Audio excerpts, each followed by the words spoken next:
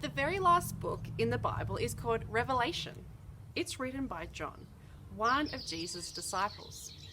After Jesus went back up to heaven, John told people about Jesus. Jesus is alive. But people didn't like what they heard, so they put John in prison on an island in the middle of the sea. And even though John couldn't go anywhere, Jesus came to him.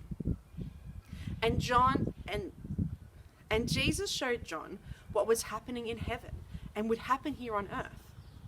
Everything John saw was like a dream, except he was wide awake.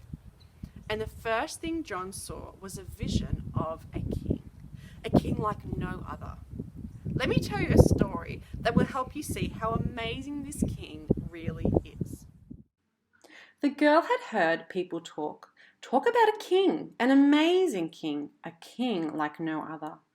A kind and generous king who'd invited people to come and live in his kingdom. So the girl went to see for herself.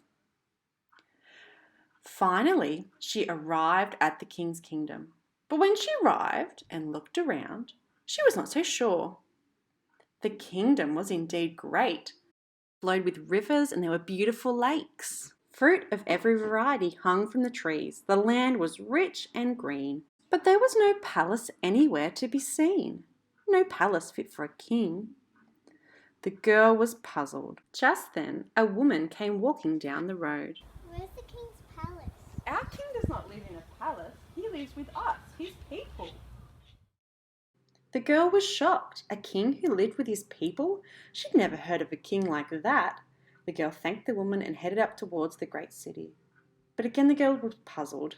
The city on a hill was indeed great, but it had no walls. It was defenseless. Enemies could attack it from every side. Just then, a man came riding down the road on a bike. How do you feel living in a palace with no walls? Oh, it is fine. When our king stands, all his enemies fall at his feet. Then the man on the bike continued on his way. Again the girl was shocked. A king so powerful his enemies all simply fall at his feet? She'd never heard of a king with such power. The girl continued to climb the hill towards the city with no walls. As she entered the city, a woman saw her. You'll never want to leave. Once you meet our king, you'll know what I mean.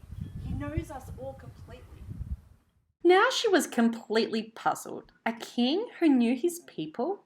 Everyone? Then she saw a group of children singing about the king. He is the king of kings. He is the Lord of lords. His name is Jesus, Jesus, Jesus, Jesus. Oh, he is the king. Everyone is afraid of our king. He is powerful. He is unstoppable. One look from him and you wish you were dead. His voice makes grown-ups cry, but not us. He's our king. He's rescued us. We have nothing to fear from him. Suddenly the streets began to fill with people. They were all heading in the same direction. And as the girl looked beyond the crowd, there in the distance was the king, right in the centre of the city with his people.